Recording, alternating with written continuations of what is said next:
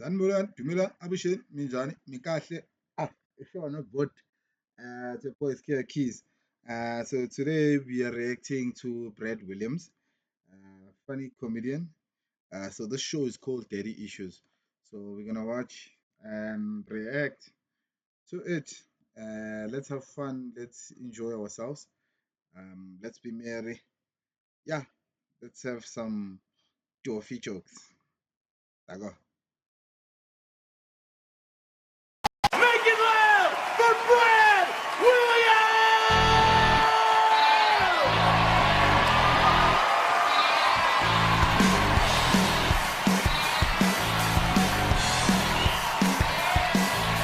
What's up? What's going on, everybody?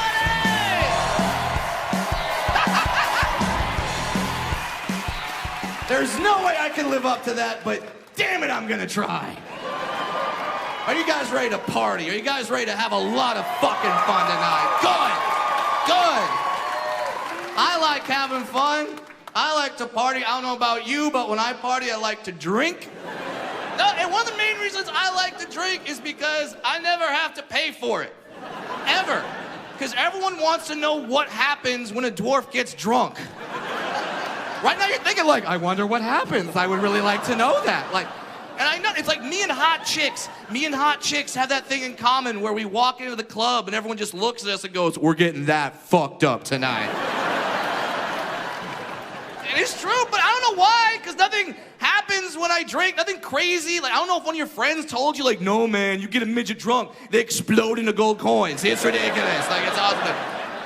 Nothing happens. Basically, when I drink, it's the same thing as when a hot chick drinks. I get very emotional. I'll probably text an ex. And by the end of the night, I might blow a dude.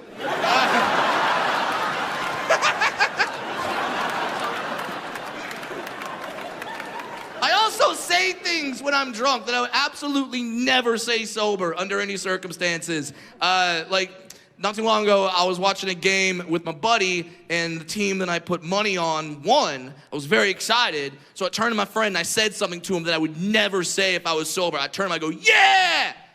Chest bump! I should never say that shit. I should never. Why did I say that to my friend? He's 6'2", okay? He's 6'2". What? I'm sorry to burst your bubble, but I have tall friends, okay? It's not like the midgets get together every Sunday under the tree stump and watch football.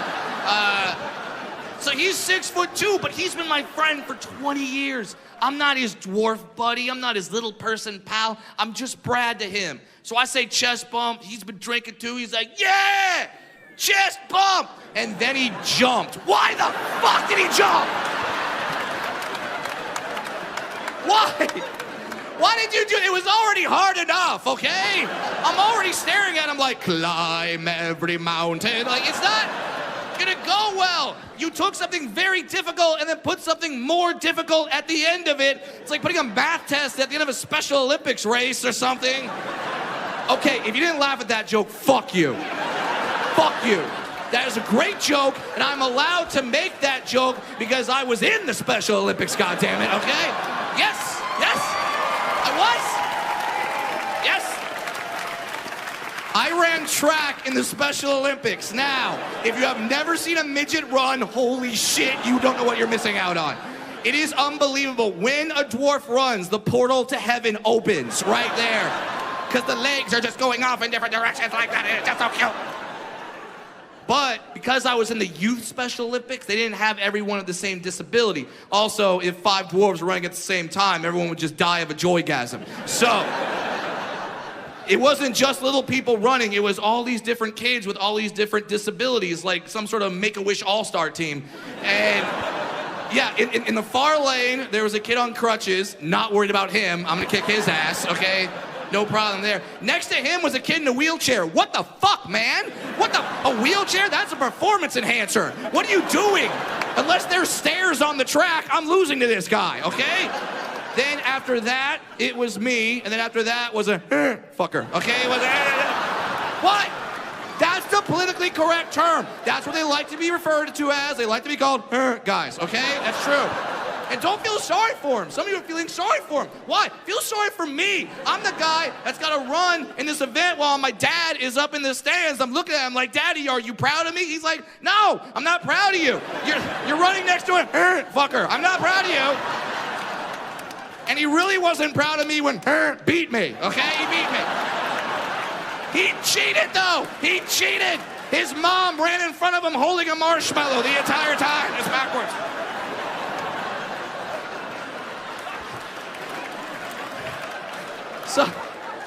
So, back to the chest bump.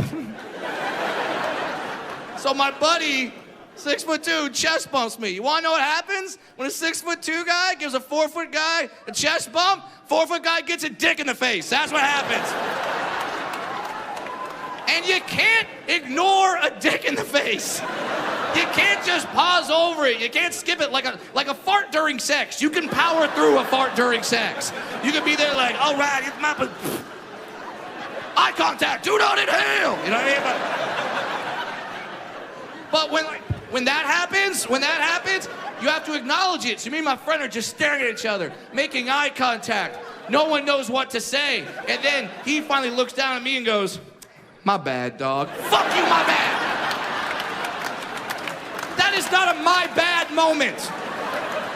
If you knock over my beer, okay, that is a my bad moment. If you drag your cock across my forehead, you owe me a goddamn Hallmark card. This is awesome. This is cool. I like this. I knew that when I was shooting my next special, I had to come back home to Southern California where I was born and raised. I had to do it here.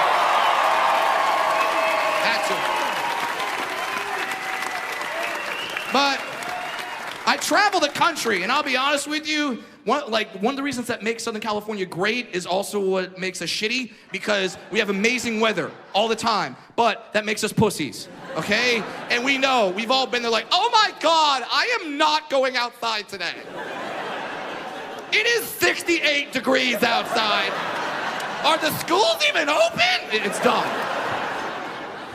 But I'm one of you, so yeah, bad weather freaks me out. I was in New York City not too long ago, and yeah, and they got a blizzard there. They got 1.5 feet of snow in one day, okay? One fucking day, okay? And I'm on stage talking about it, like, there's 1.5 feet of snow outside. The audience is like, hey, it's no big deal. It's like 1.5 feet of snow. Like, no, it's a big deal. Just 1.5 feet of snow. There's 1.5 feet. It's just 1.5 feet of snow. And I am 4 feet fucking tall, all right? That's a big deal for me. Maybe not for you guys. Maybe you guys walk around 1.5 feet of snow, you trip, you fall, your knee gets wet, you're like, oh God, it's winter time. If I trip and fall in 1.5 feet of snow, I die. You understand how that works? I was scared. I went to one of those sporting goods stores and I bought one of those soccer flags and I just duct taped that shit to my back.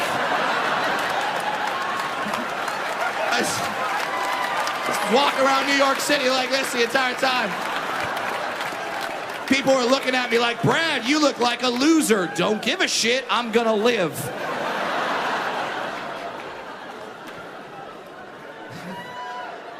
I travel a lot, obviously, for my job. It's fun, but sometimes stuff happens. Like last week I was on the road and I had a long flight. I had the window seat and the person next to me fell asleep, so I couldn't get up to go to the bathroom the entire time. So when I landed, I really had to go to the bathroom. So I run to the airport bathroom. Now here's where we come to a little bit of bathroom etiquette that I don't think a lot of the gentlemen in this audience are aware of, okay? Ladies, you can tune out. This does not concern you. Gentlemen, when you are in a public bathroom, stay the fuck away from my urinal. See, the men are laughing because they know what urinal I'm talking about. The women are like, he has a urinal? Yes, I do. I have a urinal. In every single bathroom across these United States, it's required by law. There's always 2 or 3 urinals that are way up here, and there's always one that's way the fuck down there. That's mine. That is my urinal. You do not use that urinal. That is reserved for me. That is reserved for your 5-year-old son, Zachary. And that is reserved for any man with a 2-foot dick, okay? That is all. So, black guy's clapping, it's like, I can use that shit. Anyway, you can. So I go to this bathroom. Now, in this airport bathroom, it's all open urinals. It's a cornucopia of urinals. One might even say they have a plethora of urinals. And they're all wide open. Only one is being taken up. Guess which one urinal is being taken up? Mine! All right? So now I'm behind the guy. I gotta do this like dwarf. I gotta pee dance like right behind him. Now other people are walking into the bathroom. They see a dwarf dancing right behind a guy. You see a dwarf dancing behind someone, you think I'm casting a spell on him or some shit. And then I just had this moment where I couldn't take it anymore. So I just looked at the dude. I was like, "Excuse me, sir!" And he turned around, and this is exactly what he did. No exaggeration. He just turns around and goes, "No fucking way."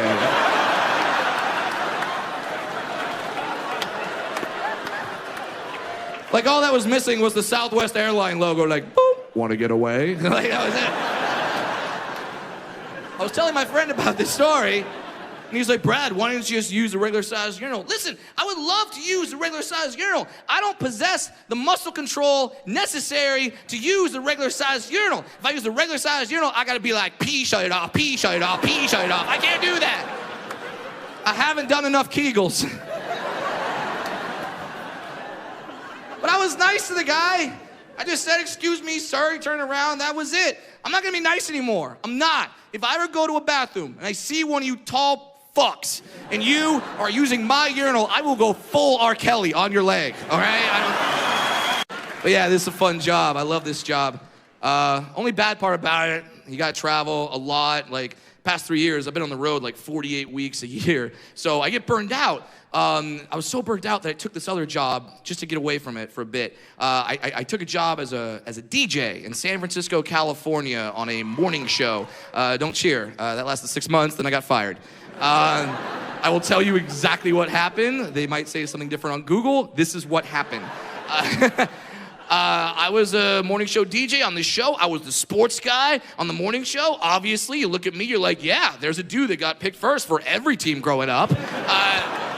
I was a sports guy. While I was up there, the San Francisco Giants won the World Series. Now, I don't like the San Francisco Giants. So I go on air the next day.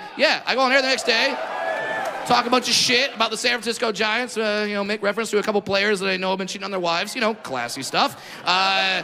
They don't like that. The Giants team calls up the radio station, is like, "If that guy's not fired, suspended, or apologizes, we're pulling all our funding from your station." Station panics. They call me to a meeting. They're like, "Brad, you gotta go on air tomorrow, say something nice about the Giants." I'm like, "Nope, not gonna do that." And they're like, "No."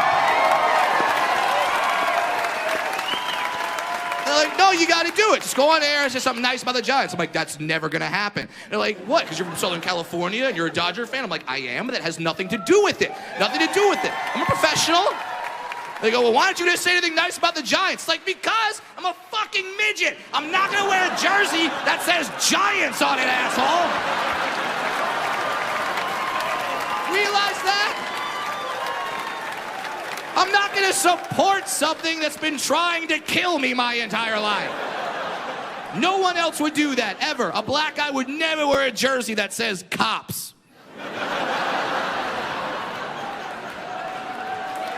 Okay. It's a good tester joke. Some of you guys laughed, some of you didn't. That's fine. You don't have to laugh at jokes you don't like, but that's fine. But if you did not laugh at that joke, I can tell you something about yourself. You're white. Guarantee you. Because black people love that joke. And black people love racial jokes in general. They're not afraid of them like white people. White people are scared to tell racial jokes. Black people aren't. You've never seen a black guy at his job like, "Hey guys, I've got a cracker joke to tell you guys right now." No! A black guy will wait until he is surrounded by the maximum number of crackers before he tells the joke. He'll call more over. "Richard, get over here. You're gonna love this shit." Like, not white people. We hold it in. We hold it in because we know we can get in trouble. So we walk around all day with this voice in our heart like, "Don't say shit, don't say shit, don't say shit, don't say shit." Because we know we can get busted. We can get fired. You see it all the time. People have to apologize for what they say about racial issues. There's always some celebrity who's got to call a press conference and be like, "I'm sorry to the African American community. I meant nothing when I ordered the salmon blackened."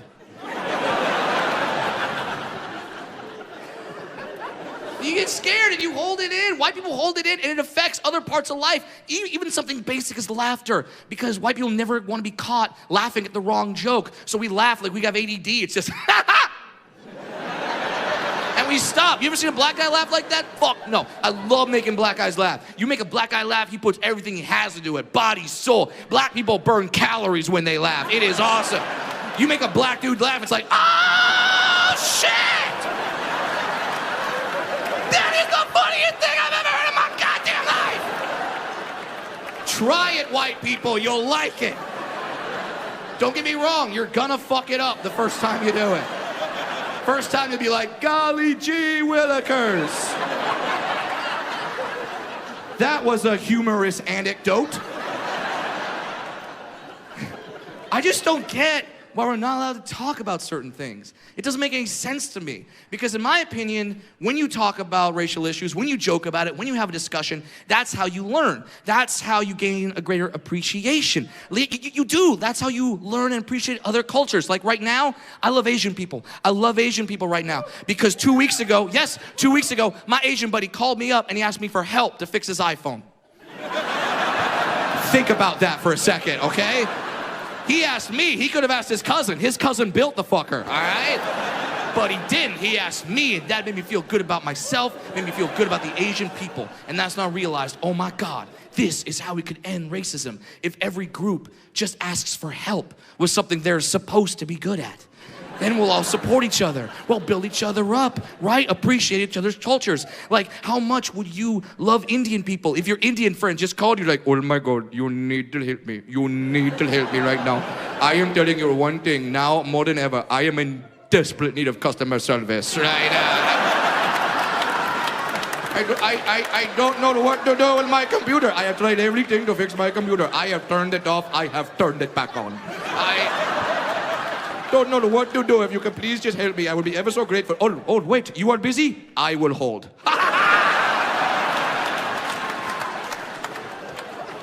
But I understand that it's difficult because there's some groups that you're allowed to make fun of and other groups you should never make fun of under any circumstance whatsoever. And I know this dichotomy exists because I know I'm one of those groups that's perfectly all right to make fun of. I am. I'm not mad about that. I just want equality. Like, most of the time when people make fun of little people, they're not even thinking about it. Like, Hollywood does it all the time. Like, I went out for a commercial audition not too long ago. It was for a Christmas commercial. And in my breakdown, now breakdown for an actor is details about how they're supposed to prepare for the role. In my breakdown, it said, be sure to bring your own elf costume from home.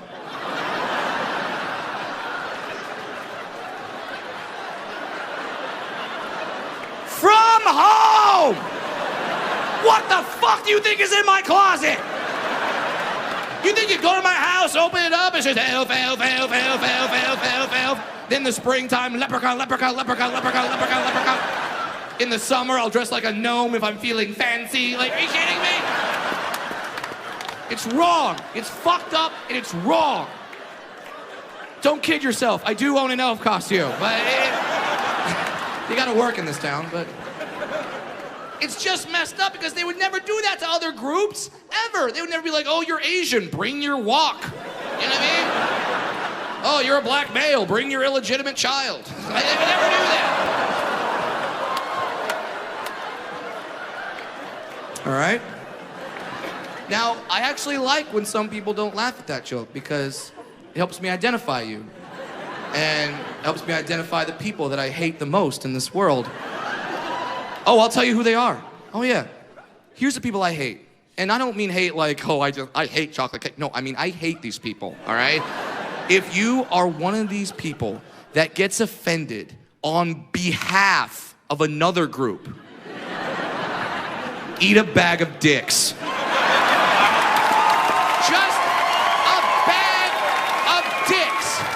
Not the fun-size bag. No, the family-size bag of dicks. Just never stop shoving dicks in your mouth.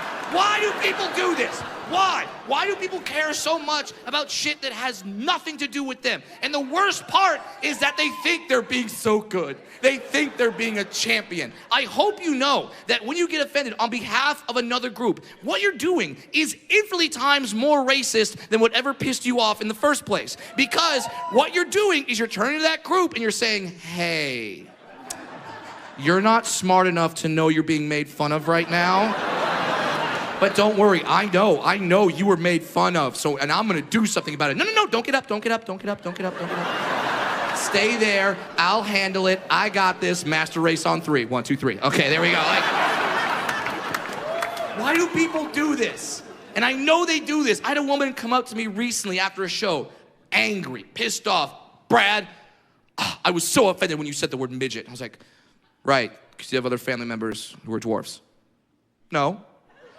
You have children that are little people. No. Then why the fuck do you care? Why do you care? This doesn't affect you. It doesn't change your life. I would understand if every time I said the word midget, that was some sort of call to arms to all the little people out there to rise up and fight our tall oppressors. And then when you guys got home, there were midgets just flying in your windows, doing shoulder rolls and then drop kicking your puppy. Okay, I would get that. But literally nothing happens to you. And who the fuck are you to tell me what I could say about my own people? I hope you realize I've been a midget my entire life. All 32 years. It's not like I was 6'4", things weren't going so well, so I hacked off a couple of feet and said, let's give this a shot. That didn't happen. Why do people care so much about things that don't affect them? Why would anyone give a shit if weed is legal or not? Listen, if you don't smoke weed, great, don't smoke weed. But don't stop someone else from doing it, because them doing that action doesn't affect you whatsoever.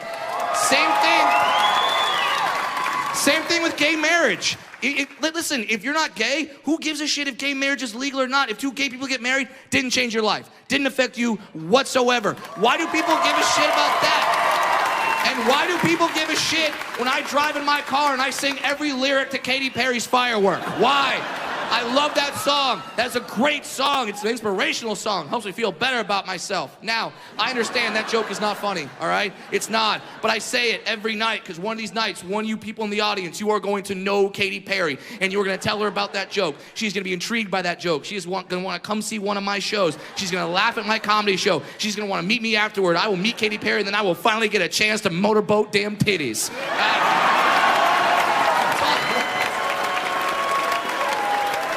I'm not trying to do this whole social change thing. I just want to get in there. That's it. But these are the lessons that people teach their kids now. That's the scary part. People are now teaching this to their kids. I see it because I see how children react when they see something different like me for the first time. And I'll tell you, it changes based on the race of the kid. It does. Like, white kids suck. Okay, I hate white kids. They're the worst. Fuck whitey. I hate them. They're taught wrong. White kids are taught, okay, Trevor, we're going outside. Now, if you see anything, Trevor, just don't say anything. Just don't say anything, Trevor. Just hold it in. Hold it here. Hold it right here in your happy place, Trevor. Right here. Right here. If it starts to hurt, don't worry. You can fart. You can just fart, Trevor. You'll be fine. So then the kid sees something different like me. He wants to say something, but he can't. But he wants to, but he can't. But he wants to, but he can't. So he ends up just pointing and gasping, just... until the mom just grabs him by the head like, don't look, honey, he's special, honey. Then you got the Mexican kids. Now, Mexican kids, y'all are a little better, you're a little better, because you say stuff, but you say it in Spanish because you think I don't speak it. It's like, sorry, I'm from Southern California, where if you don't speak Spanish, you starve, okay? So, I speak Spanish. I know what these little kids are saying when they're like, mira, este un chiquito con cabeza grande, mira. Until the mom comes and hits them. Mijo, do not look into his eyes. It's a chupacabra. See, some of you are laughing because you know what that is. Some of the white people are like, what's a chupacabra? Can you order that from Chipotle? But they're not my favorite kids. No, my favorite kids, by far, black kids. Black kids have got it. Because they don't give a shit. I love black kids, because they see me, they drop, whatever the fuck they're doing. They run across the damn street, just, ah!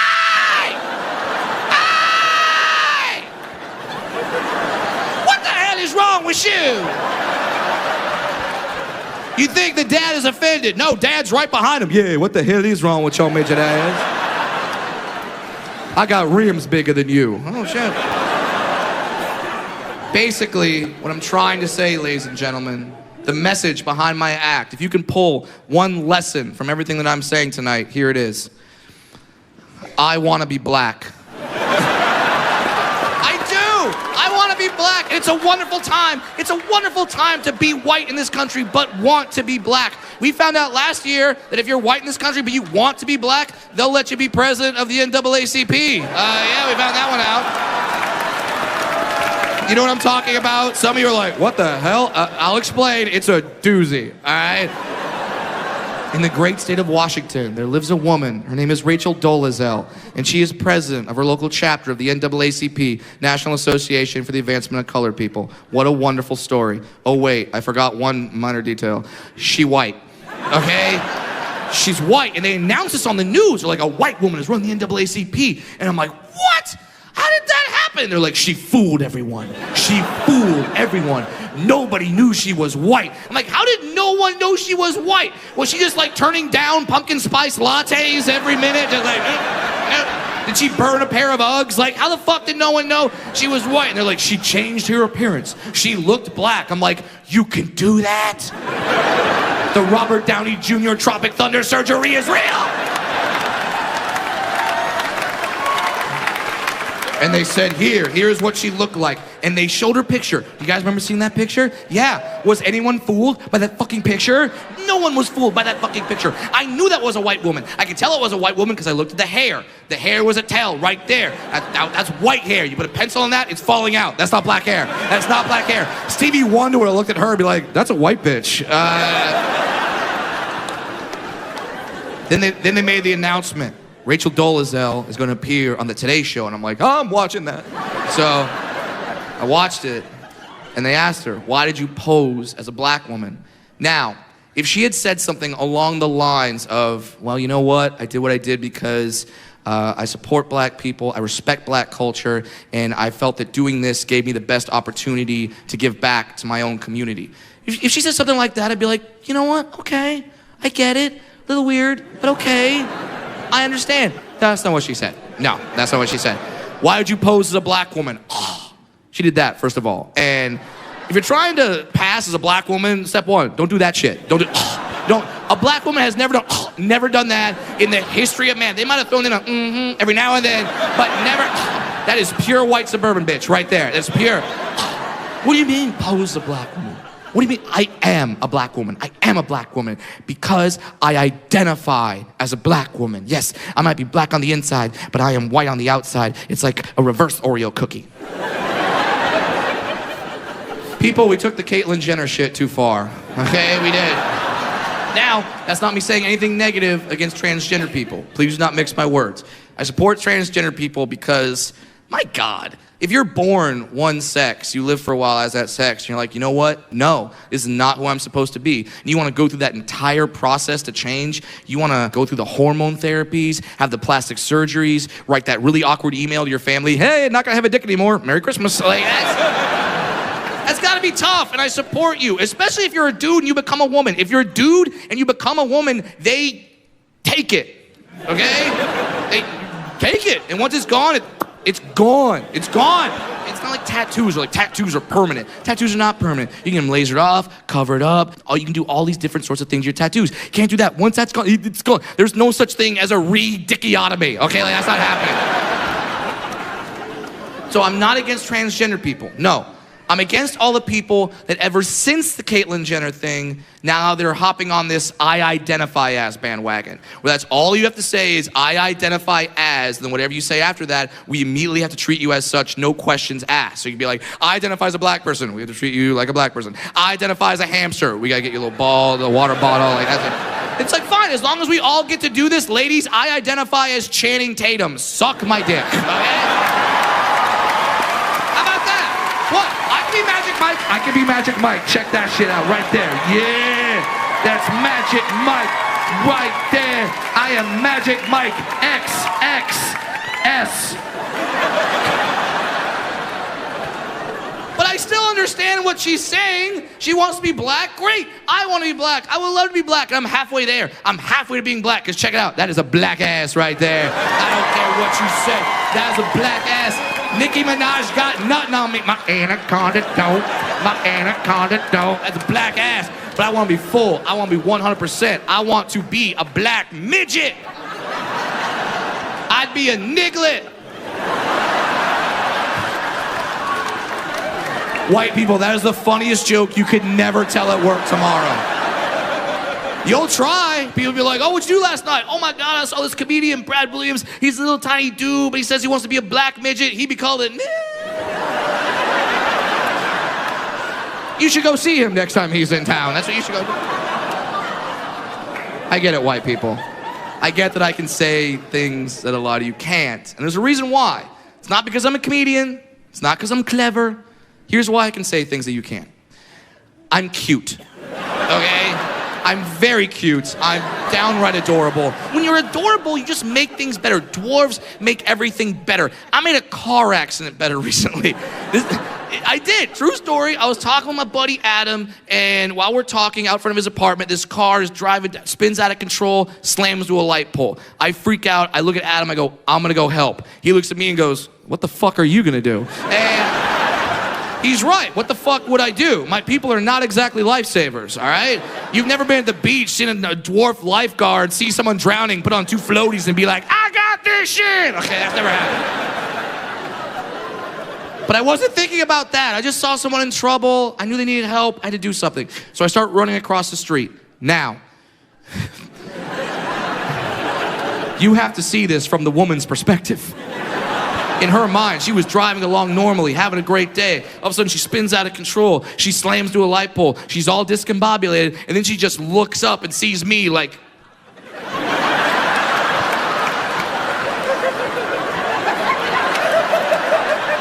just barreling across the street like I'm a retarded Avenger, okay? And then she has this moment where everything changed for her. It switched. She was depressed, obviously, in a car accident, traumatic experience. Sees me, everything goes the other way. She's like, oh my God, what just happened to me? I was just in a car accident. What's gonna happen to my car? Is it wrecked? Is it towed? Is my insurance gonna go up? Am I okay? Do I have to go to the hospital?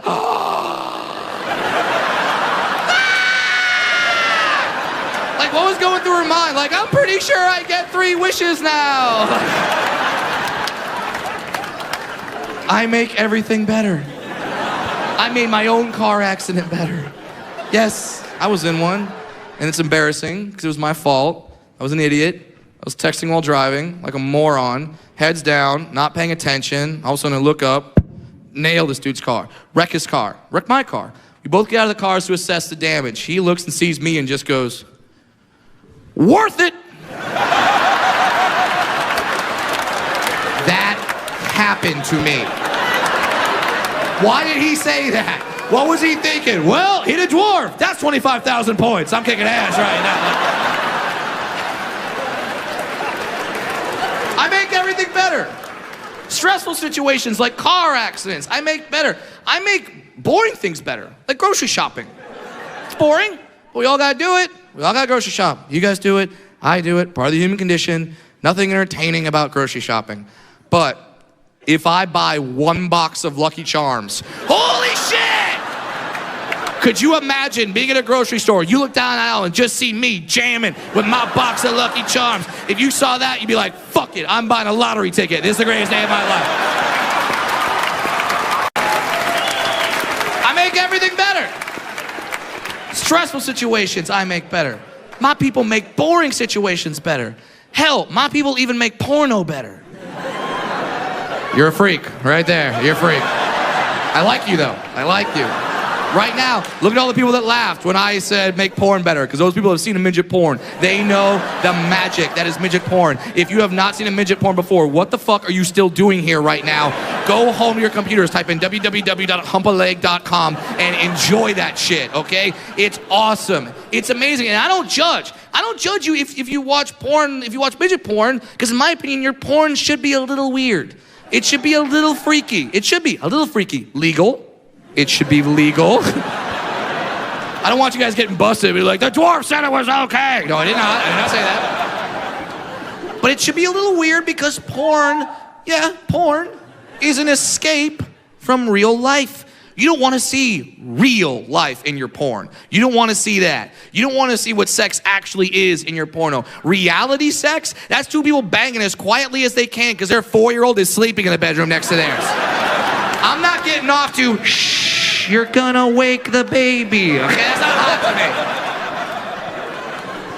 No, porn is not about what you can do. Porn is about what you can't do. What you want to do, what you've always fantasized about doing. Like, I would love to watch a porno of two people just reaching shit.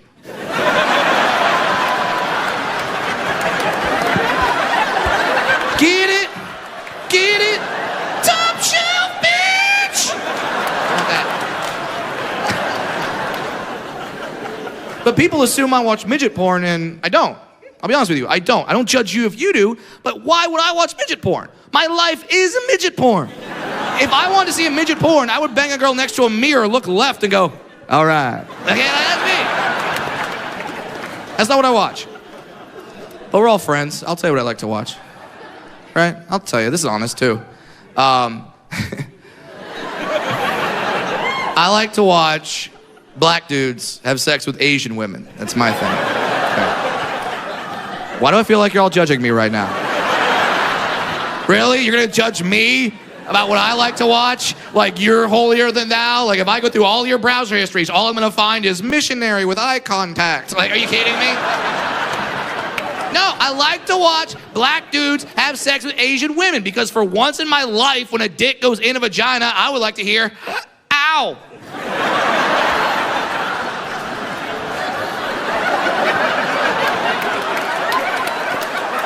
I don't hear that. I don't hear that. I put my stuff in, it's like, yeah! Aw, shit!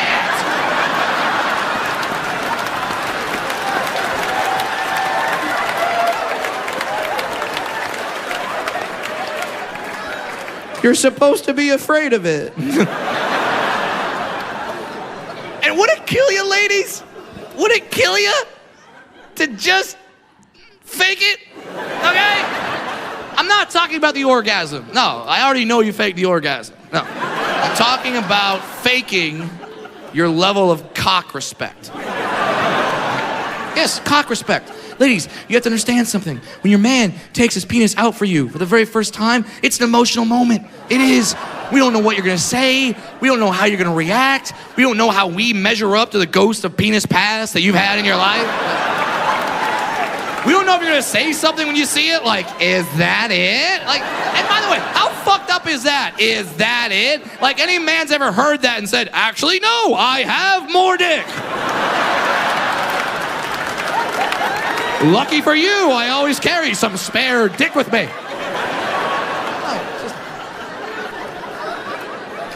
Just give us a little encouragement. A little attaboy. Doesn't have to be crazy. Doesn't have to be insane. You don't have to win an Academy Award. You don't have to see it and be like, oh, I have never seen a penis of such magnitude. Like, you don't have to do that. You don't have to quote your favorite movie line like, release the Kraken. Okay, you don't have to do that. This is all you have to do. All you have to do the first time your man takes his penis out for you, just look at my face. I'm gonna show you what to do, okay? This is all you do. See your man's dick, this is what you do. That's it. That's all you gotta do, right there. Did you miss it? I'll do it again. Here you go. That's it. That's all you gotta do. If you do that, your man's gonna be like, yeah, she's afraid of this dick. And then we'll fuck you better. We will. And I know I say that. There's some women in the audience like, Brad, why should I do that for my man? My man would never do anything like that for me. Ha ha ha. Au contraire. We already do something like that for you, ladies. We do. We're just really good at it. And you don't know we do it. See, look at all the women right now looking at me like, what the fuck do you do? What the fuck do you do? Don't worry, I'll tell you. I'll tell you what we do. Ladies, do you think every titty is perfect? No, they're not. But guess what? You'll never know.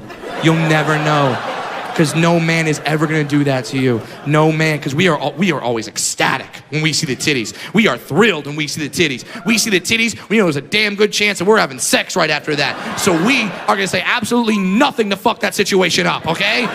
Nothing. No man has ever taken off a woman's bra and just went, nope. That's never happened, ever. And ladies, there are some fucked up titties out there. There are some fucked up titties. Some of you women get boob jobs and you get like a lazy nipple, like points off in that direction. So like one titty is really into sex. The other one's like, hey, what's on TV over there? Like, some of you women have one perfect, wonderful, spectacular titty. Then the other one's like a little Down syndrome titty that just like hangs on that side like that. If that's the case, your man doesn't care. We'll have fun with the nice titty, then we'll have fun with a Down syndrome titty. We don't give a shit. We'll even talk to it in its own language. Hey, you guys!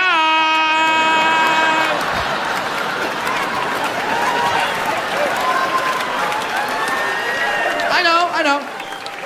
I say that, and a lot of you are laughing. There's some women that are just like, Brad, I get that those are jokes, but I'm serious, Brad. Men do not like my titties. They don't like my titties, Brad, because I have very small titties. I am the president of the Itty Bitty Titty Committee. And men don't like that. They don't like the small titties, Brad. Ladies, is that you? Are you in the audience right now, concerned with a low self-esteem over the size of your small titties? Ladies, if that's you, I have one piece of advice for you, and this will work. Have sex with me, okay? Have sex with me, yes. I will make you feel awesome about your small titties, because I have small hands. I make everything look bigger, everything. All right. I like this. A lot of you are gonna go home tonight and have sex after the show. Great. All right, I want you to by yourself. That's fine, not judging. That's fine, but I want you guys to have great sex, and ladies, just understand that your man is freaky, okay? Whatever you think about your man is freaky. However freaky you think your man is, add 2 Jared from Subways to that, okay? Just, we're freaky. We want to do some crazy shit. Now, I know there's a lot of women that are like, oh no, Brad, not my man, especially your man. Oh my God. I'm not worried about the guy that's open with what he likes sexually. I'm not worried about the guy that's like, yeah, I like some bondage, I like a little BDSM, a little BBW, a little racial, I like that stuff. I'm not worried about that guy. I'm worried about the guy that's like, I like nothing unusual when it comes to things of a sexual nature. That guy has a van and a basement. Do not trust him. Do not trust him. My man is not freaky. Fine, test it. Test it, ladies. Next time you're having sex with your man, it's gonna end, right?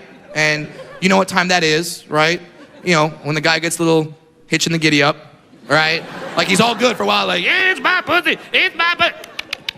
Like that, and you just do that. And you know, once you see that, you're like, T-minus 10 seconds till blast off. Like, you know that. When that happens, your man will say something to you. At some point, he'll look at you and be like, baby, where do you want me to come?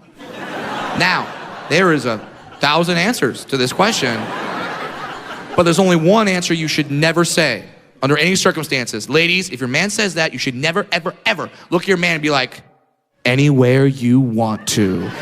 Never say that shit, ever. Now, I know a lot of you women, you hear that, you're like, what? If I say anywhere, he's gonna come in the face, because that's what he sees in the pornos. It's stupid. I don't know why all you men want to turn your women into glazed donuts. It's dumb.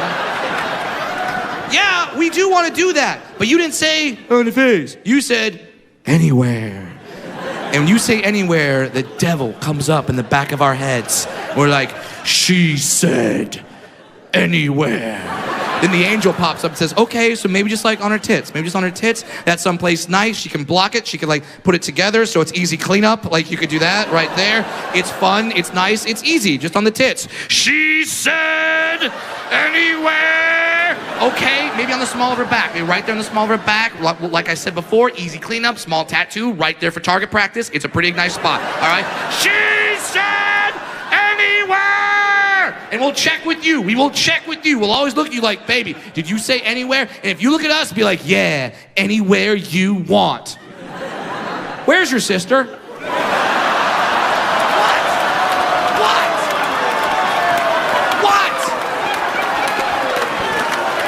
Your sister's stomach constitutes anywhere. Why are you mad at me? We're freaks. We're freaks. But we hold it in. I want you to know that we hold in the freak. That's how much we love you. That's how much we love you, and we hold in that freak every night. Do you know how hard it is to do that? Do you realize that every time your man has sex with you doggy style, we're just looking down and we want to put a finger in that butt, okay? We want to. How could we not? It's been weaking at us the entire time. Like, how? We look down and see that. We go right back to preschool, like round peg, round hole. Right there, we just want to do that. Tonight, you have my permission. Do that move, fellas. Do that move. Hell yeah. It's a great move. Power move. Lets her know who's back here. Man's back here.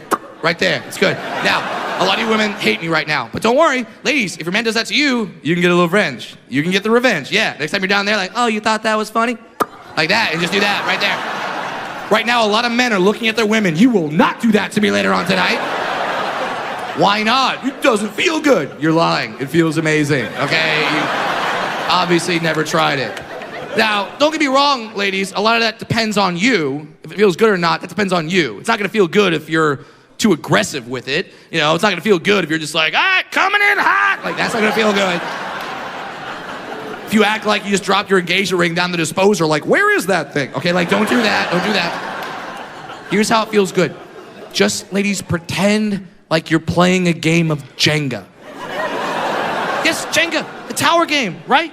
You can't knock the tower over. You gotta be sensitive. So you gotta be very careful. You gotta be like, all right, here we go, here we go.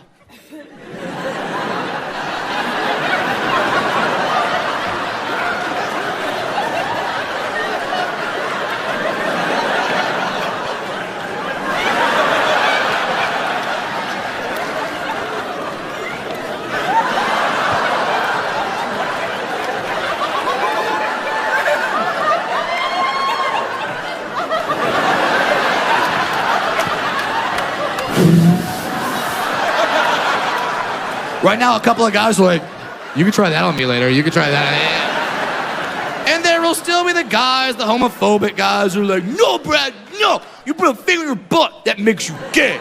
That makes you gay. Really? Do you really think that? Do you think something can just make you gay? Just out of nowhere, just make you gay? Like there's ever been a situation where a man's been having sex with a woman like, I love pussy. And cock,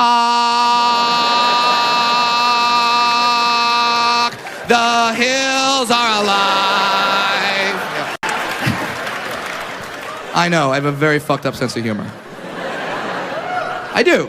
But you have to understand where I get my sense of humor from. I get my sense of humor from my family, specifically my mom and dad, even more specifically my dad. Now, my parents are not dwarves. What? I know.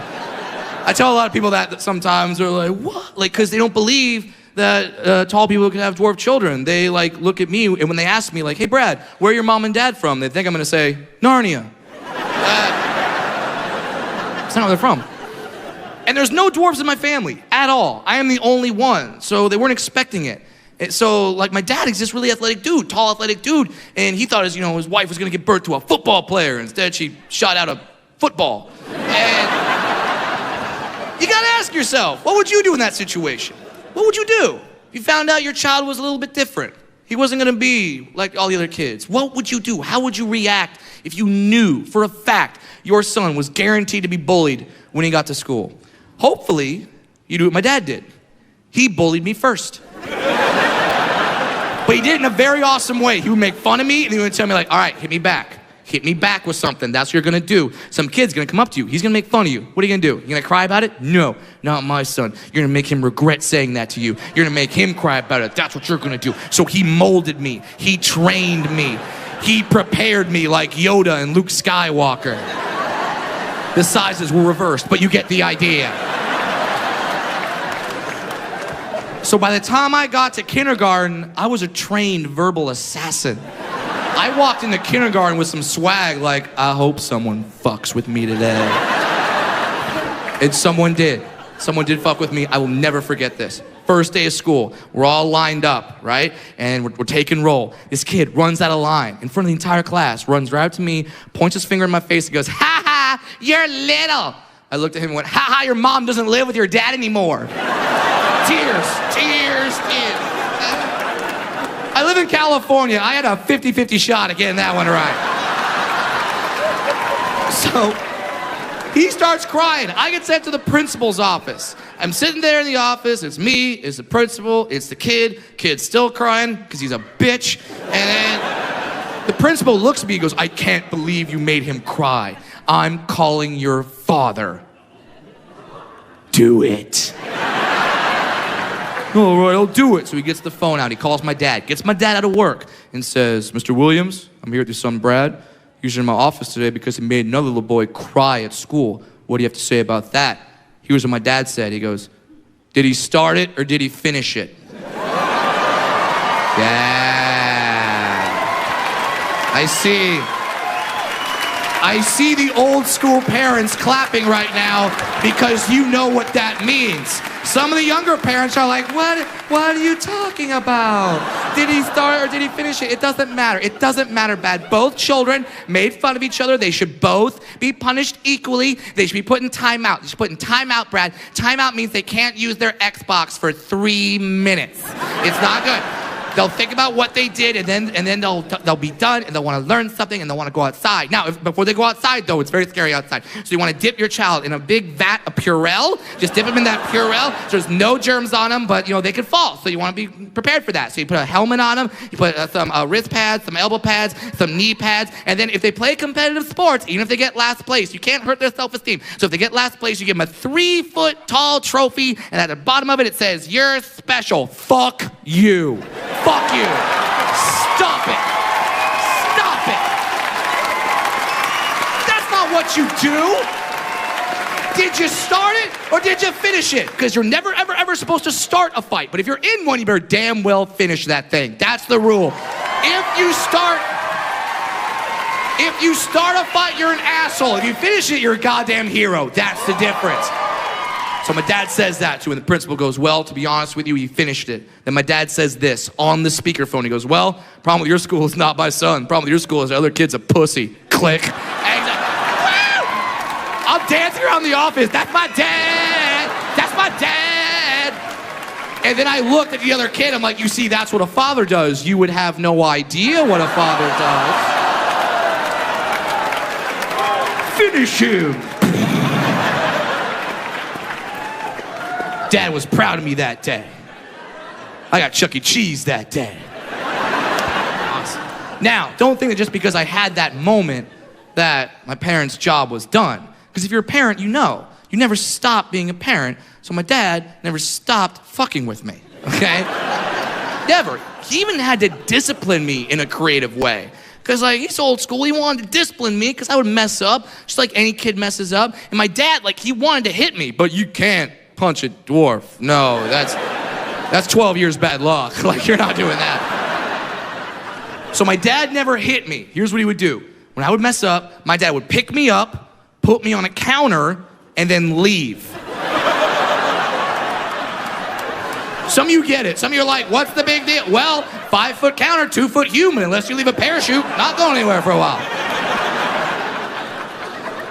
One time at Christmas, I knocked over the Christmas tree. Dad got mad, picked me up, put me on the counter, called in my sister, who was like, hey, Katie, come here. Check it out. Look what I got. Elf on a shelf.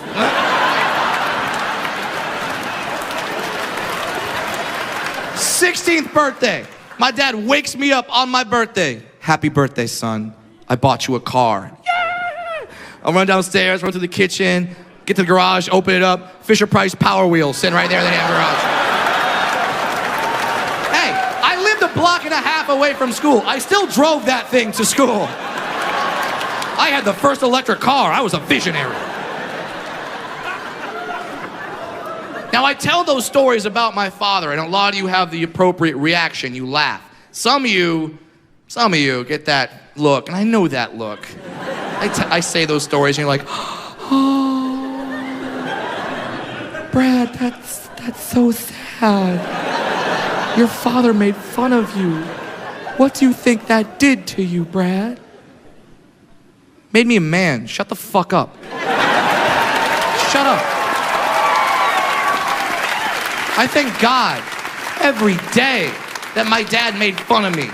I'm so thankful that he put a little adversity in my life. That way, I knew how to conquer adversity later. You have to ask yourself one question. Who do you want your kid to be? Do you want your kid to be ready for the world that is or the world that should be? Now, in the world that should be, there should be no murder. There should be no ISIS. There should be no Justin Bieber. But that's not the world we live in. We live in a world where, unfortunately, all those things do exist. So, who do you want your kid to be? Do you want your kid to be the person that's never had anything go wrong for them ever? Smooth sailing the entire way? Never had anything wrong, never got hurt, never got a bruise, just run down the street every day, just sunshine and lollipops and... No, you don't want that kid. Because when something does happen to that kid, and it will, that kid's not gonna know what to do. People wanna protect their children from life. And to some extent, you have to do that, but you have to let a little in because you're never gonna be able to protect them forever. Life, ladies and gentlemen, has an undefeated record. No one has gone through this thing unscathed. No one. My family got ours about 2 years ago. 2 years ago, my dad came home and announced to the family that he had skin cancer. And we knew as a family, like, all right, we gotta deal with this. And we started dealing with it. And then when my dad had to have part of his face removed for plastic surgery and try to get that cancer off his face, that didn't work. And we had to regroup. Then when he went through radiation treatment, that didn't work. We had to regroup. Then he had to go through chemotherapy. And I had to watch the man who raised me, the man who I love more than anything in this world, wither away to almost nothing. But I was never truly scared because my dad raised me to never fear anything in this world more than him. I knew nothing on this planet was scarier than my dad. Nothing is more powerful than my dad. I know this. My sister knows this. And now cancer knows it because he beat that son of a bitch.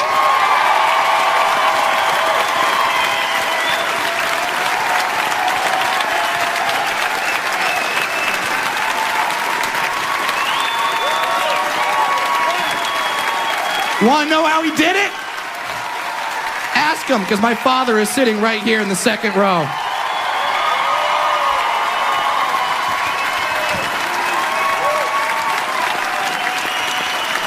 Thank you.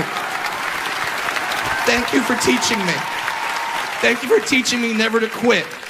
Thank you for teaching me to be a man and hopefully be the man that you can be proud of. And now it is my dream. It is my goal to one day have a son. Don't get me wrong, he's gonna be taller than me. That scares the fuck out of me.